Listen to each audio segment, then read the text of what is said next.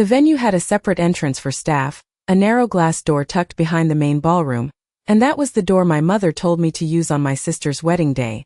My name is Emily Carter, I'm 27 years old, and 3 hours before the ceremony started, I was standing in a black catering uniform holding a tray of champagne flutes while my own family walked past me like I didn't exist. From the outside, the Hayes Grand Ballroom looked like something out of a magazine. Crystal chandeliers, white roses flown in from California, a live string quartet tuning in the corner. But from where I stood, all I could see was the service hallway, stainless steel counters, and a clipboard with guest names that did not include mine.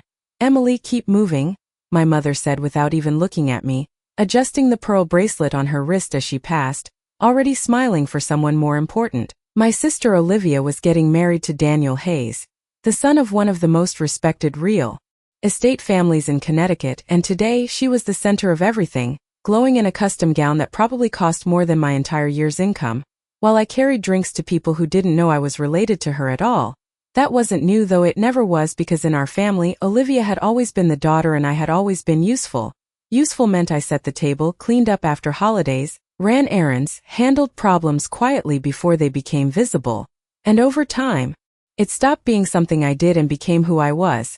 I remember being 12, standing in the kitchen during Thanksgiving while Olivia laughed with guests in the dining room, my mom leaning in just enough to whisper, "At least you're good for something," like it was supposed to be comforting. I learned early that silence kept things easier, that if I didn't argue, didn't ask, didn't expect, the tension stayed low and the disappointment stayed manageable.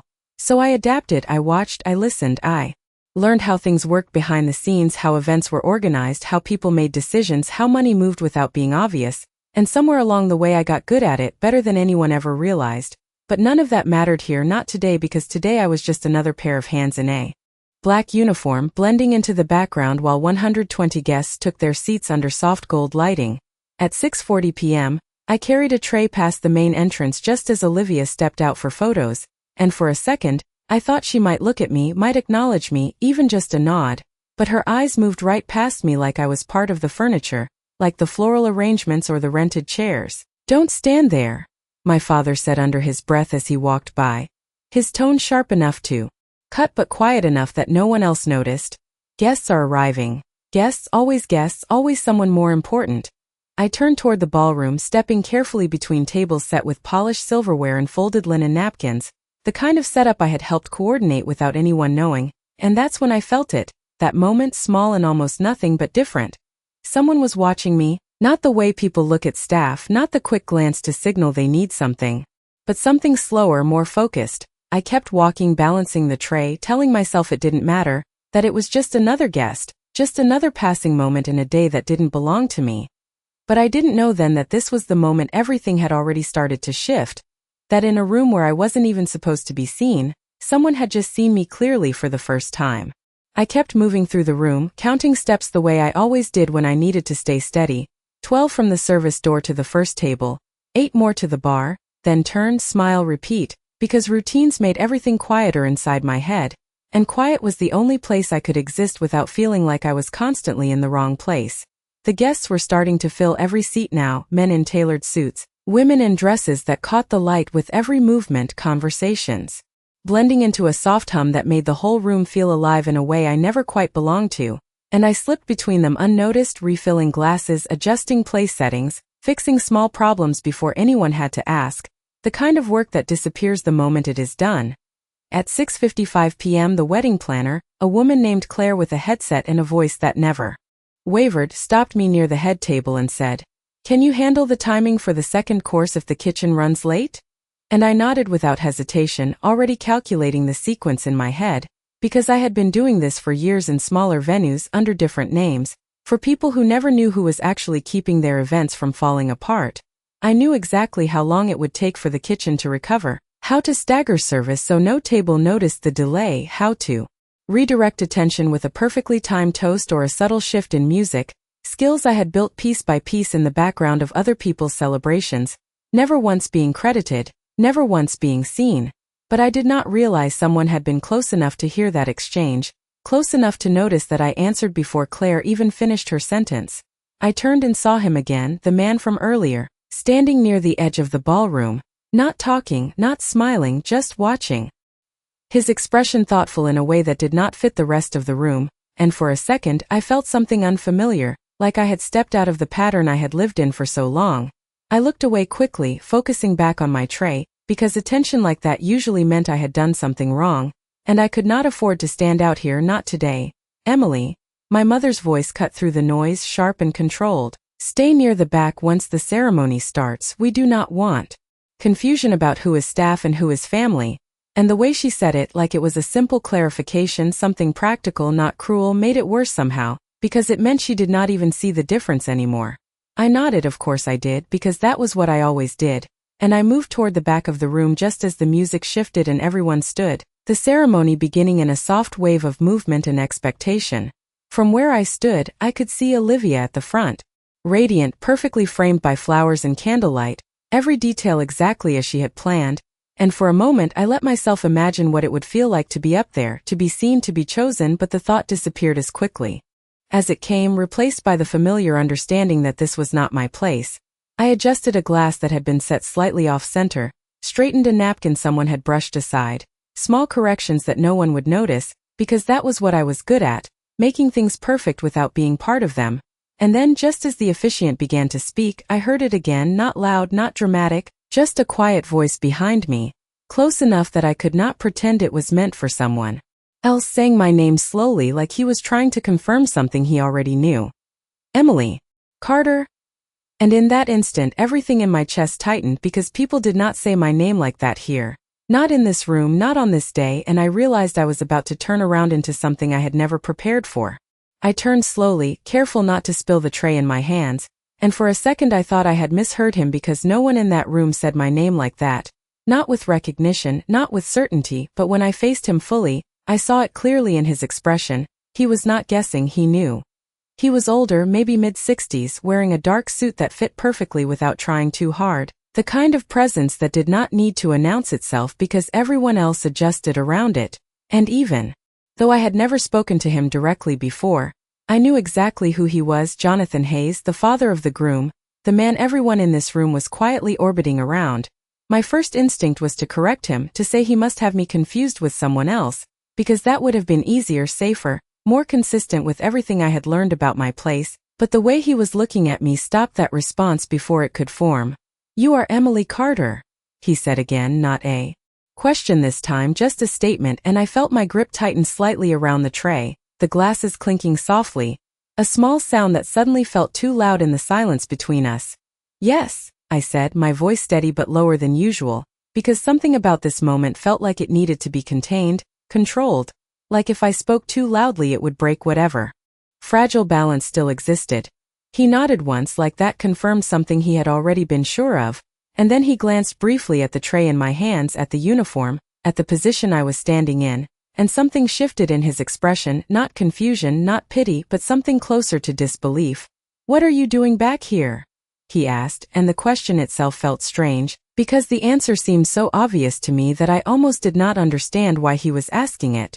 I started to respond, to explain that I was helping with the event, that I was just part of the staff for the evening, but before I could finish, I saw movement out of the corner of my eye, my mother approaching quickly, her smile already fixed in place, the kind she used when something unexpected needed to be managed before anyone else noticed.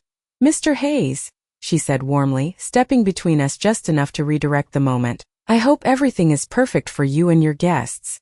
Her voice smooth, practiced, controlled, and then without even turning fully toward me she added, she is just helping out. We like to keep things running seamlessly. The words light, almost casual, but precise enough to redefine the situation instantly. Just helping out, that was the version she wanted him to see, the version that fit cleanly into the narrative of the evening, no complications, no questions.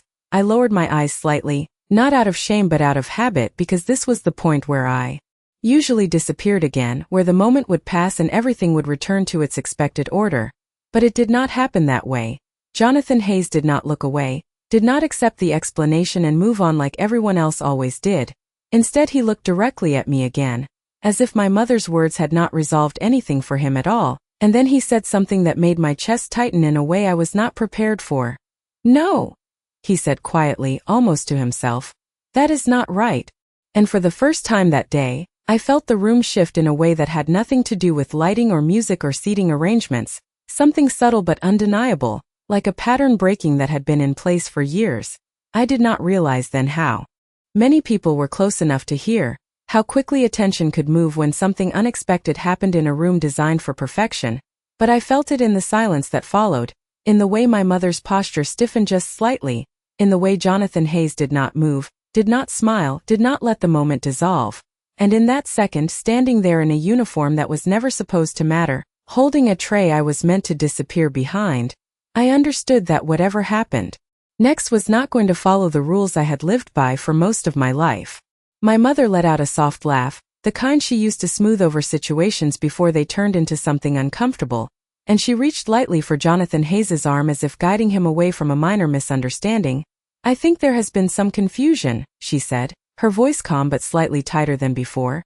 "Emily just helps with coordination, she is very good at following instructions," and I felt that familiar shift again, the way my role was being rewritten in real time, into something smaller, something easier to dismiss. But he did not move, he did not follow her lead.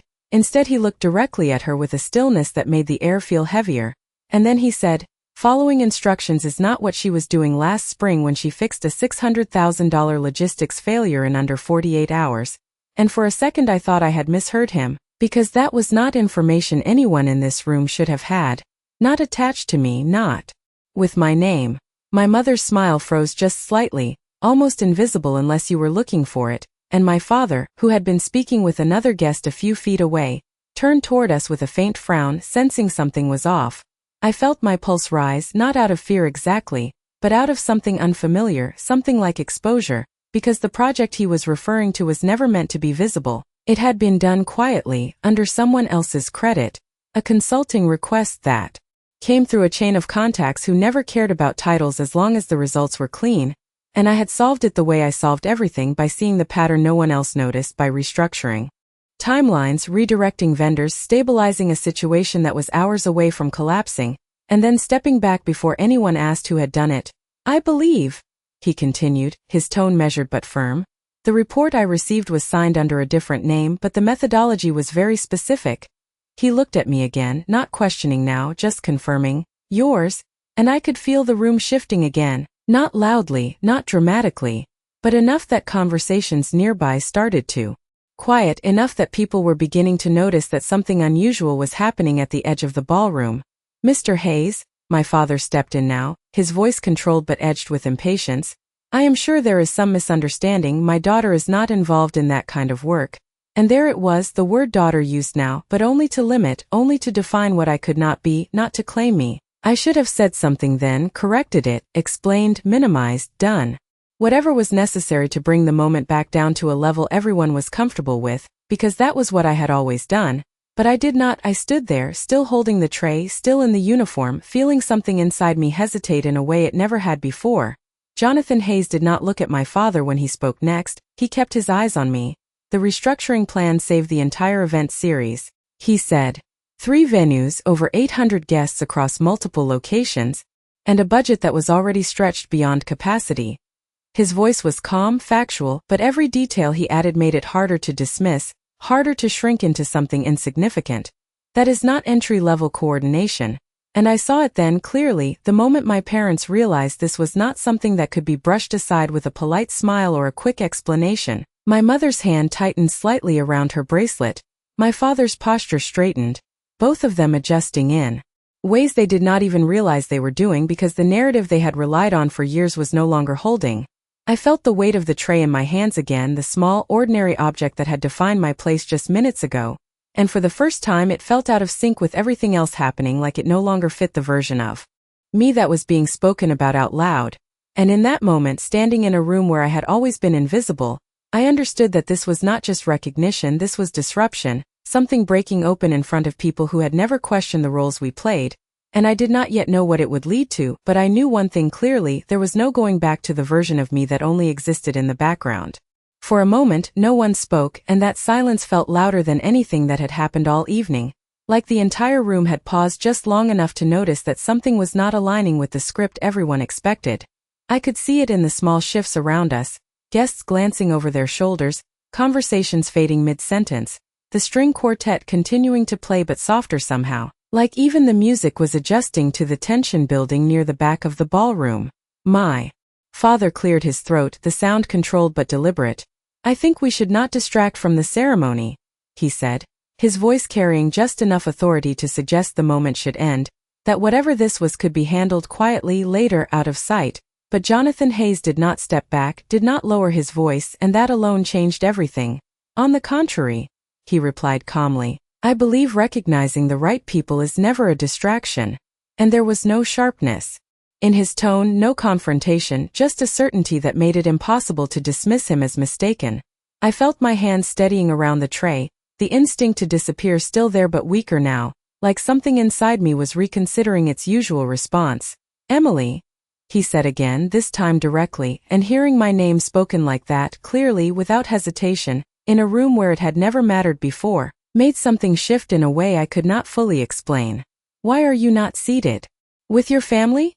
The question landed differently than anything else he had said, not because it was complicated, but because it was so simple, so obvious, and yet it exposed everything at once. I opened my mouth to answer, but no words came out, not because I did not know what to say, but because I had never been asked that question in a way that expected a real answer. My mother stepped in again, faster this time, her composure still intact but more controlled, more deliberate. She prefers to stay busy, she said lightly, as if this was a choice I had made, as if this role had been something I volunteered for. Emily has always been more comfortable helping than being the center of attention. And I almost nodded, almost agreed, because that explanation had been repeated so many times it had started to feel true. But before I could move, Jonathan Hayes shook his head slightly, not dismissive, just firm. No, he said. People do not hide capability like that unless they have been taught to. And that sentence landed harder than anything else, not loud, not aggressive, but precise enough that it cut through every layer of polite conversation surrounding us. I felt something tighten in my chest, not pain exactly but recognition, like a truth I had avoided putting into words was now sitting in the middle of the room where everyone could see it. My father's expression shifted, subtle but unmistakable, the confidence he carried in most situations now edged with something else, something less certain. With all due respect, he said, choosing his words carefully, you are making assumptions about a family dynamic you do not understand. And that was the closest he had come to pushing back directly, but even then, his tone was measured, controlled, because he knew exactly who he was speaking to. Jonathan Hayes did not respond immediately, he just looked at me again as if weighing something, as if deciding how much to say and when, and in that pause, I realized something I had not considered before. This was not a random moment, this was not coincidence. He had recognized me for a reason, and whatever that reason was, it was about to surface in a way that none of us could redirect. I became aware of the tray in my hands again. The glass is now half empty. Condensation forming along the stems, small details that suddenly felt irrelevant compared to what was happening around me. And for the first time I considered setting it down, not because I was told to, not because it was expected, but because I no longer needed it to define where I stood. And just as that thought formed, just as I felt that shift fully settle in, Jonathan Hayes spoke again, his voice steady, clear enough that the people closest to us could hear every word. There is a reason I have been looking for you, Emily, he said, and in that moment, I understood that whatever came next was not just about being seen, it was about being known, in a way that was about to change everything. The words settled between us with a weight that felt heavier than anything else he had said so far. And I realized that this was no longer just a moment of recognition, it was something intentional, something that had been building long before tonight. And I felt a quiet shift inside me, like I was stepping into a space I had never been allowed to occupy before. Looking for me?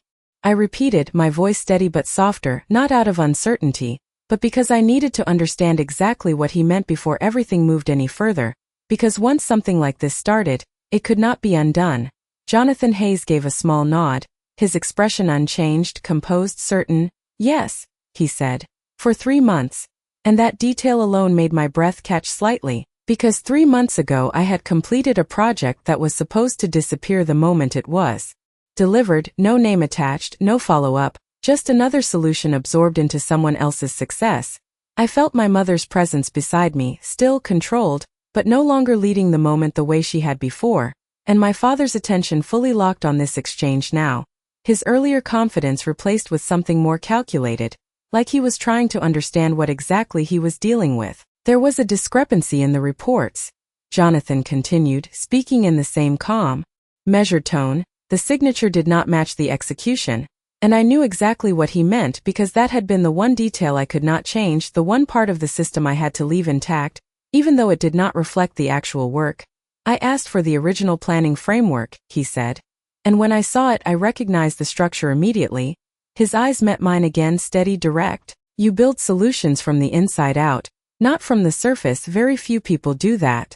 And hearing my work described like that, accurately, without simplification, without dismissal, felt unfamiliar in a way that made it difficult to respond. For years, everything I did had been reduced to something smaller, something easier to overlook, and now it was being seen clearly, precisely, in a room where I had never been anything more than background. I requested a meeting, he added, but the contact I was given told me the consultant was unavailable, and I knew exactly why, because I had never been meant to be available, not under my own name, not in a way that could connect me to the work I was doing.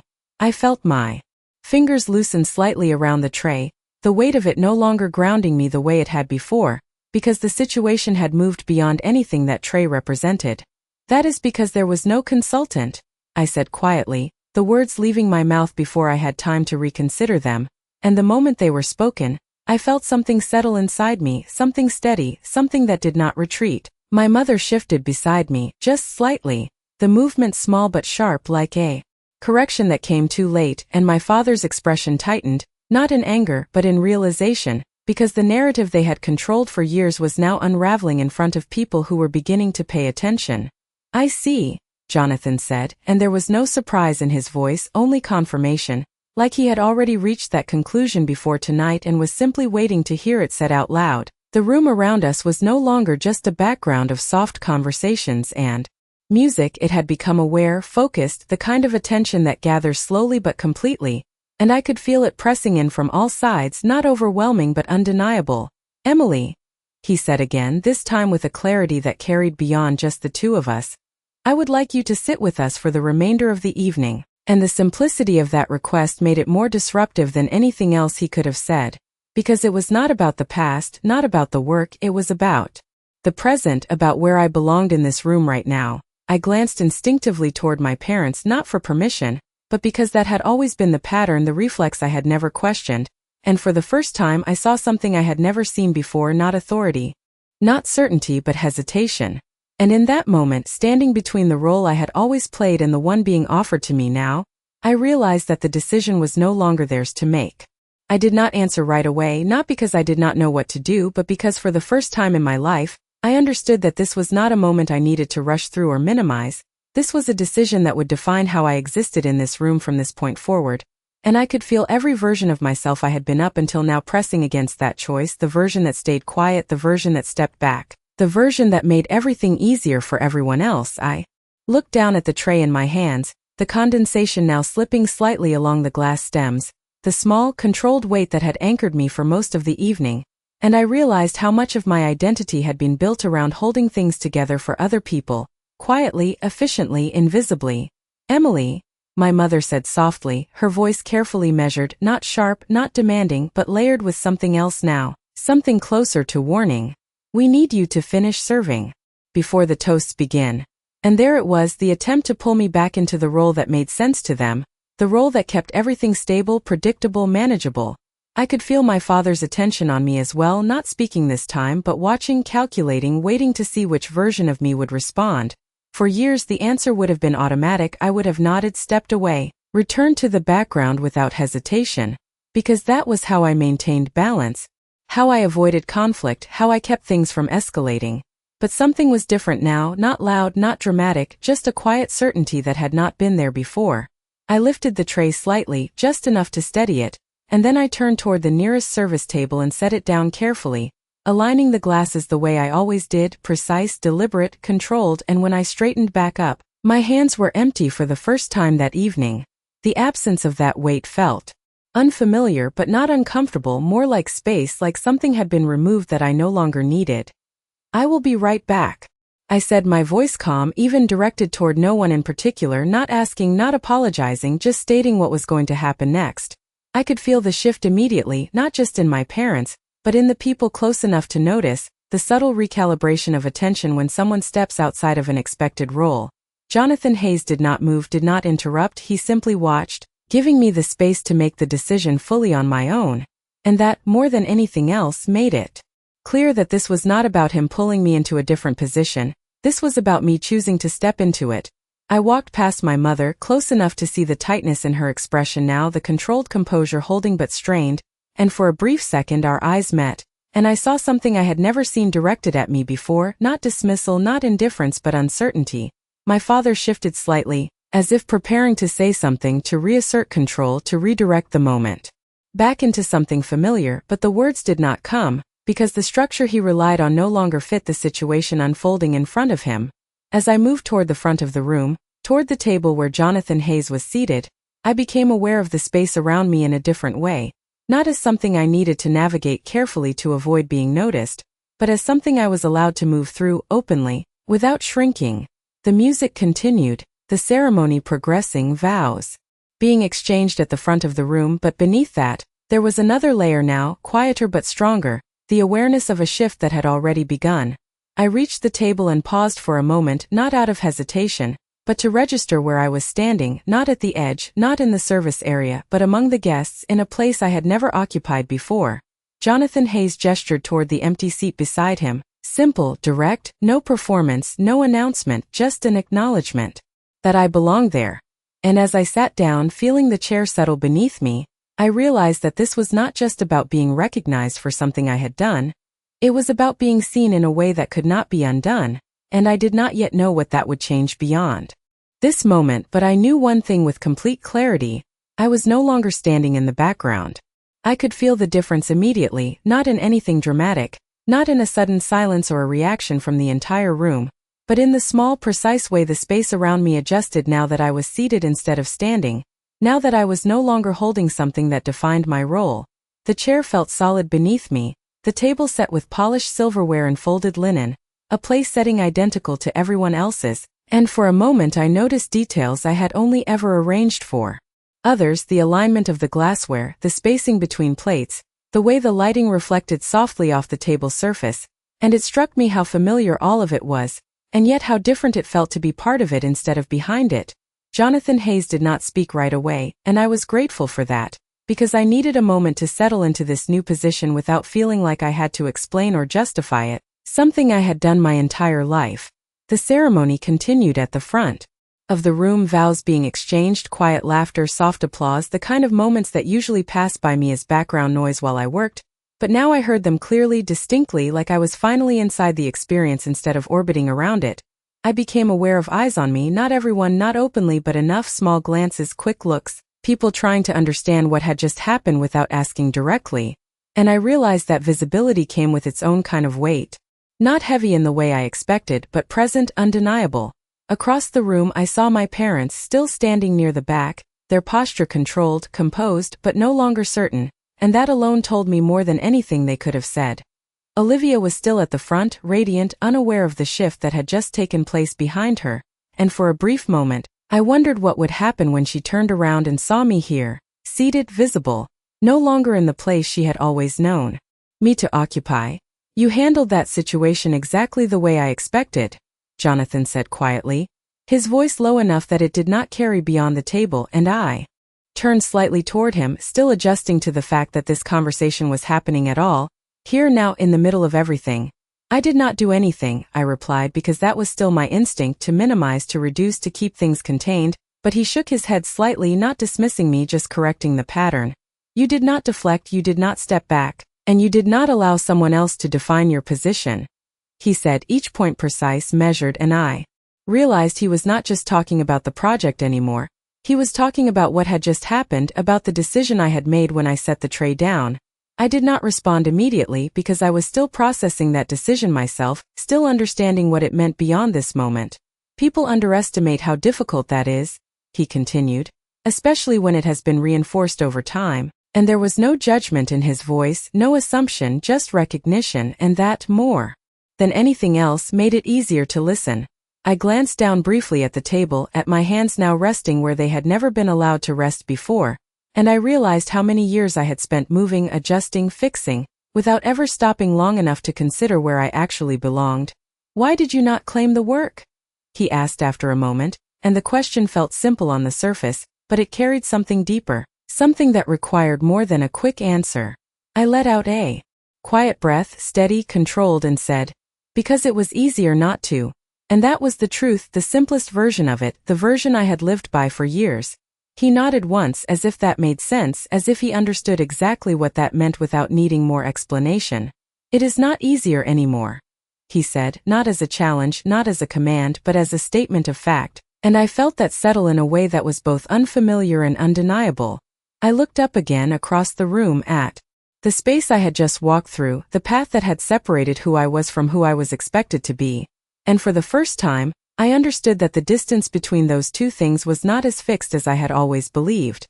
And as the ceremony reached its final moments, as the applause began to rise and people started to stand, I realized that this was only the beginning of something I had never allowed myself to step into before, and I did not yet know how far it would go, but I knew I was no longer standing still. The applause rose around the room, filling the space with a warm, expected energy as Olivia and Daniel turned toward their guests, smiling, hands joined, everything unfolding exactly as it had been planned. But from where I was sitting, it felt like I was watching two different events happening at the same time.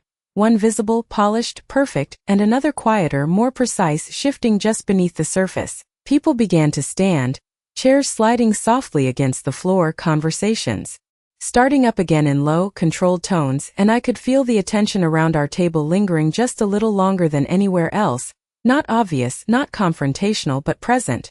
I remained seated for a moment, letting the movement happen around me, letting the space adjust without rushing to match it, because for the first time, I did not feel the need to immediately return to a role that required me to move, to serve, to disappear. "They will come over soon," Jonathan said calmly, glancing toward the front of the room where the newly married couple were beginning to greet their guests, and I followed his gaze, watching Olivia as she moved through the crowd, her smile steady, her posture perfect, still fully inside the version of the evening she had expected. I knew that moment was coming, the point where our paths would intersect again, but this time not in the way she had always known. "You should be prepared for that," he added, not as a warning but as a simple acknowledgement of what was inevitable, and I nodded slightly because I understood what he meant without needing further explanation. I could see my parents moving now, no longer stationary at the back, but repositioning themselves closer to the center of the room, their expressions composed, controlled, but sharper now, more aware, like they were recalibrating in real time. They were not ignoring what had happened, but they were not addressing it directly either. And that told me everything about how they were processing this shift. I placed my hands lightly on the table, feeling the smooth surface beneath my fingers, grounding myself in the present moment, because I knew that whatever came next would not follow the patterns I had been trained to rely on. A server approached briefly, placing fresh glasses of water at the table, and for a second our eyes met, and I saw something unexpected there, not confusion, not indifference, but recognition, subtle but clear, as if my position had already been redefined in ways I had not fully caught up to yet. I thanked him quietly, the words simple, automatic, but even that felt different now because I was no longer speaking from the background. Across the room, Olivia finally turned in our direction, her eyes scanning the tables as she moved, greeting guests, accepting congratulations, everything flowing smoothly until her gaze reached this table, until it reached me. I saw the exact moment she paused, just slightly, almost imperceptible, but enough to register that something did not align with what she expected to see. Her smile held because it had to, because there were people watching, but there was a flicker there, a question forming behind it that she could not yet ask. Daniel followed her gaze, then glanced toward his father, then back at me, his expression more controlled, more neutral, but no less aware. The distance between us began to close as they moved through the remaining guests, and I felt a quiet steadiness settle inside me, not tension, not anticipation, but clarity, because I understood now that this was not just about being placed at a different table, this was about a shift in how I existed within this entire structure. "Do not explain yourself too quickly," Jonathan said softly, his voice low enough that only I could hear, and I turned slightly toward him, not questioning, just listening, because there was something in the way he said it that suggested he already knew how this moment might unfold. I nodded once, not as agreement exactly, but as acknowledgement, and then I looked forward again, watching as Olivia and Daniel reached the table just before ours, greeting the last group of guests before turning toward us. I could feel the room narrowing in that moment, not physically but in focus, as if everything else was fading just slightly to make space for what was about to happen. Olivia stepped closer, her smile still in place, her posture still perfect, but her eyes now fully on me, no longer passing over, no longer dismissing, and for the first time in my life, I met her gaze without looking away, without adjusting, without stepping back into the version of myself she expected to see, and in that exact second, I realized that whatever she was about to say, whatever she believed this moment to be, it was already too late to return things to the way they had been before. Olivia stopped just short of the table, her smile still perfectly in place for anyone watching, but I could see the shift behind it now, the way her eyes moved from Jonathan Hayes to me and then back again, trying to make sense of something that did not fit into the version of reality she had built for this day. "Dad?" Daniel said lightly, his tone smooth, controlled, the kind of voice that kept things moving without drawing attention. "We were just coming to thank everyone." But even he glanced at his father with a subtle question in his expression, aware that something here required acknowledgement. Jonathan Hayes stood slowly, not in a dramatic way, not to command attention, but simply because he no longer needed to remain seated, and that alone changed the dynamic of the moment, because when he moved, people noticed. "Daniel, Olivia," he said, his voice calm but carrying just enough to reach the surrounding tables. "I believe there is someone here you should properly meet." And the phrasing was deliberate, precise, leaving no room for interpretation. Olivia's eyes returned to me fully now, no longer scanning, no longer dismissing but focused, and for the first time, there was something in her expression I had never seen before, uncertainty, not about herself, not about the event but about me. I did not stand immediately, not because I was unsure, but because I understood that this moment did not need to be rushed, that every second of stillness carried its own weight. "This is Emily Carter," Jonathan continued, and hearing my full name spoken like that, clearly without hesitation in front of people who had never heard it matter before, settled something deep inside me. "She is the one responsible for the restructuring plan that stabilized our spring event series," he added, each word measured, each detail intentional, and I could feel the attention around us sharpen, conversations nearby fading as people began to listen more closely. Daniel's expression shifted first, his posture straightening slightly as recognition replaced confusion, because he understood exactly what that meant, exactly how significant that work had been. Olivia, however, remained still for a fraction longer, her smile faltering just slightly before she corrected it, because this was not part of the narrative she had prepared for. This was not a role she had assigned. "I think there must be some misunderstanding," she said lightly, her voice steady but just a degree too controlled. "Emily has been helping with the event today." And there it was again, the attempt to pull me back into something smaller, something manageable, something that did not disrupt the structure she depended on. I felt the familiar instinct to step in, to soften it, to agree, to reduce the moment back to something comfortable. But I did not move, I did not speak, I did not offer the explanation she expected. Jonathan Hayes did not correct her immediately, he simply looked at her for a brief second, then back at me, allowing the space for the truth to settle without forcing it. "Emily," Daniel said, turning slightly toward me now, his tone more direct, more engaged. "You worked on the Hartford logistics recovery?" And I nodded once, not elaborating, not minimizing, just confirming, because that was enough. The shift was immediate, not loud, not dramatic, but undeniable. Because now it was not just his father's recognition, it was his own understanding, and that carried weight in a different way. Olivia's gaze moved between us, the pieces aligning in real time, and I could see it, the exact moment the narrative she had held on to no longer fit, the moment she realized that the version of me she had always known was incomplete.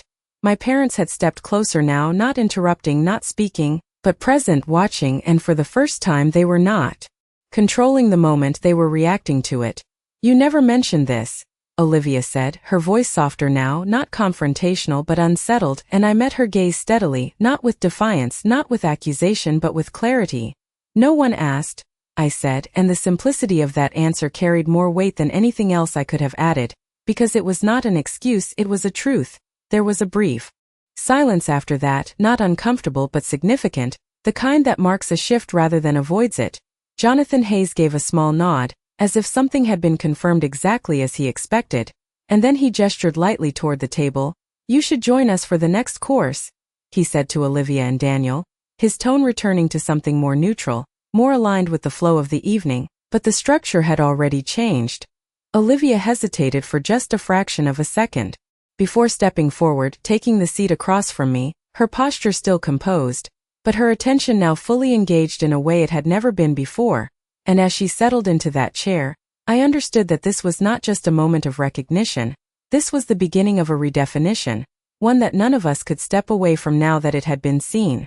The shift did not explode into something dramatic, it settled instead, quietly but completely, like a foundation being replaced beneath a structure that had stood for years without question, and I could feel it in the way Olivia adjusted her posture as she sat across from me, still composed, still graceful, but no longer fully in control of the narrative she had built around herself. Daniel took his seat beside her. His attention divided between me and his father, processing, recalculating, understanding the implications faster than she did, because he was used to thinking in terms of outcomes, of value, of what something meant beyond appearances. My parents remained standing for a moment longer than they should have, just behind Olivia's chair, caught in that narrow space between stepping in and stepping back, and for the first time, neither option gave them control. Eventually my father moved first, taking a seat slightly to the side. Not at the head, not central but close. Enough to remain part of the conversation, and my mother followed, her movements precise, controlled, her expression carefully neutral. But I could see it now, the tension she could not fully hide, the awareness that something had shifted beyond her ability to reshape it.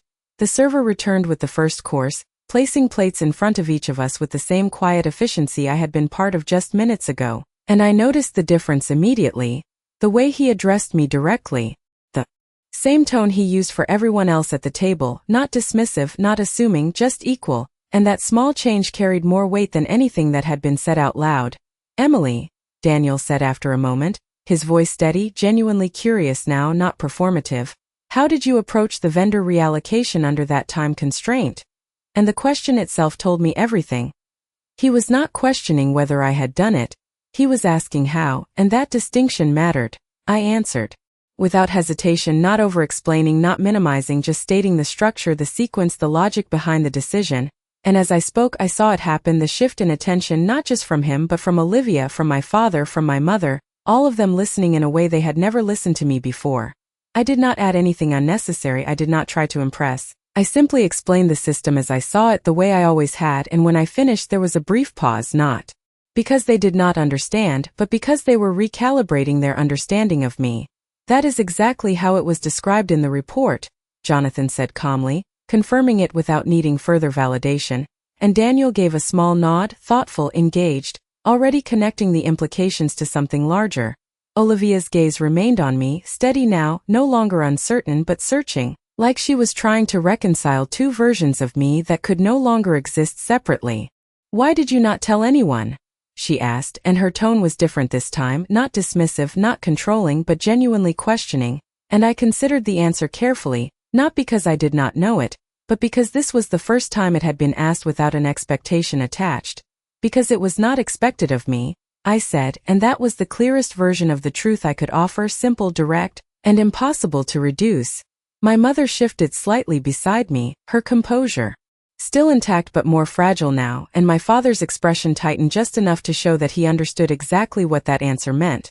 The conversation did not stop there, it continued, but it moved differently now, no longer centered around assumptions or roles, but around capability, around decisions, around things that had substance beyond appearance, and I realized that I was no longer being positioned within the structure of the family as it had always existed. I was being seen within a different framework entirely. And as the evening moved forward, as the courses were served and the toasts began, I became aware of something I had never felt before in this space. Not acceptance exactly, not yet, but alignment, a sense that where I was sitting, what I was saying, and how I was being seen were finally consistent with each other. And for the first time, that consistency did not depend on anyone else's permission. By the time the first toast began, the room had fully returned to its rhythm, glasses raised, soft laughter, the gentle clink of silverware against plates, everything moving forward as if nothing had changed, and yet I could feel the difference in every interaction that followed, subtle but consistent, like a shift in gravity that no one announced but everyone adjusted to. Daniel stood to speak, his posture confident, his tone warm, thanking guests, acknowledging family, moving through the expected structure of a wedding speech with ease. But when he reached the part where he spoke about support, about the people who had helped make the day possible, there was a pause, brief but deliberate, and then he said something that altered the balance of the room again, not dramatically, not loudly, but enough. And to the people who solve problems before anyone else even sees them, he said, his gaze moving briefly toward our table, thank you for making this day what it is. And while he did not say my name, he did not need to, because the context had already been set, the recognition already established, and I felt the weight of that acknowledgement settle quietly but firmly. My mother remained still beside me, her expression composed, but I could see the calculation behind it now, the way she was trying to reposition this moment into something she could still control, still explain, still contain, but there was no clean way to do that anymore. Not without contradicting what had already been seen.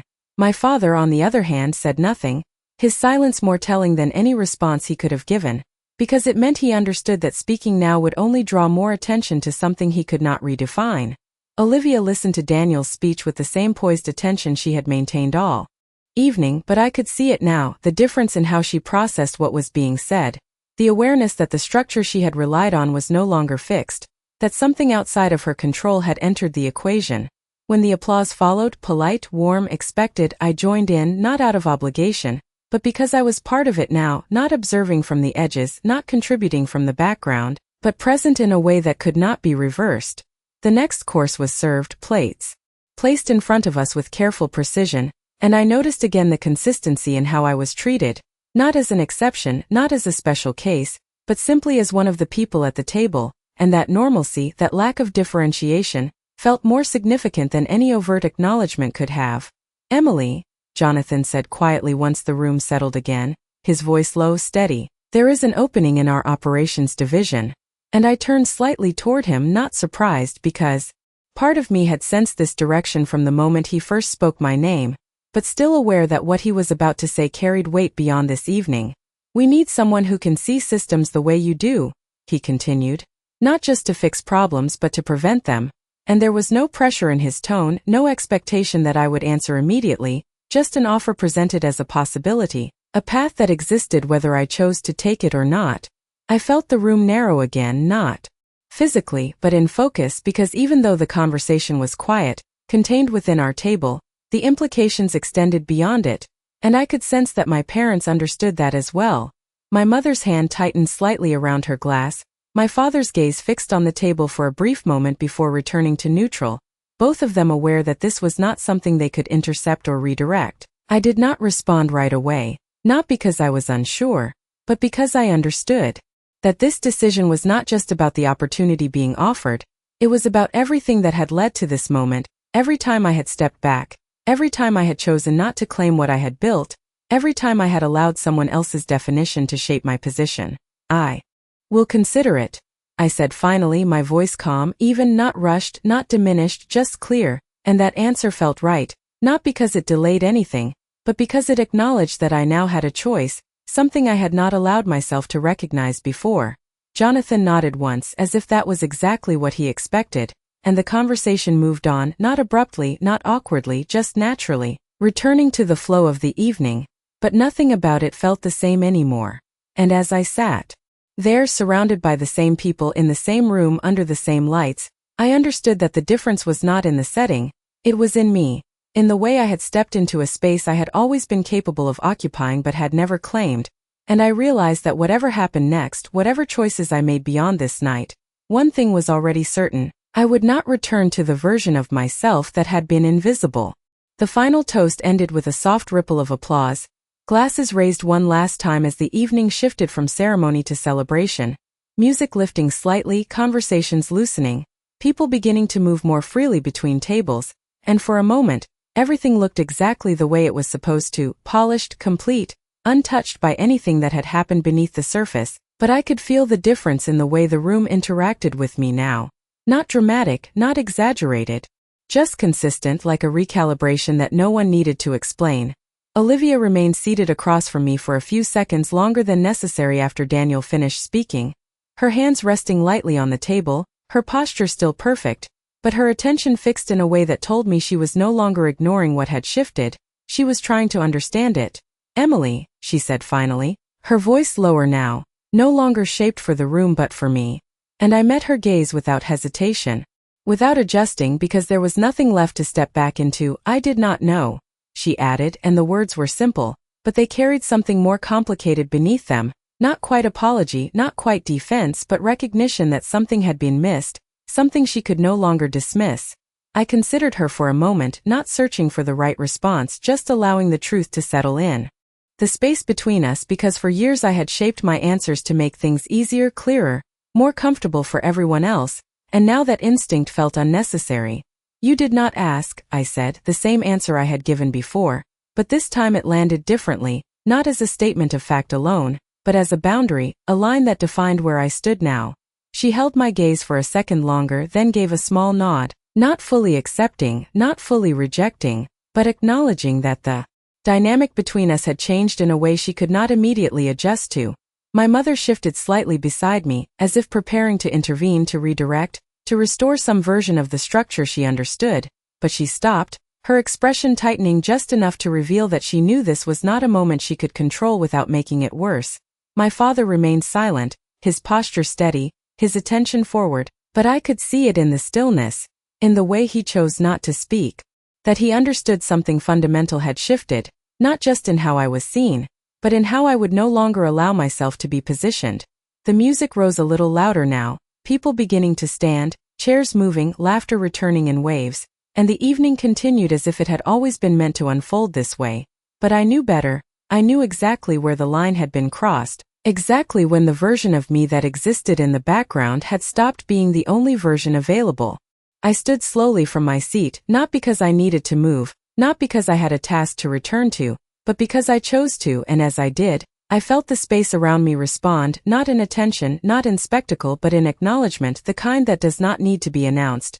"Thank you," I said to Jonathan, my voice steady, clear, not overextended, not diminished, just present, and he gave a small nod in return, as if that was enough, as if nothing more needed to be said to confirm what had already been established.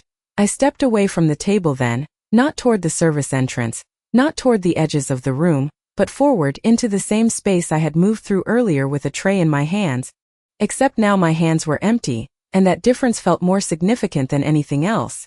I passed my parents without stopping, not out of defiance, not out of avoidance, but because there was nothing left to resolve in that moment, nothing that needed to be explained or justified, and as I moved through the room, I realized something with a clarity that did not need reinforcement.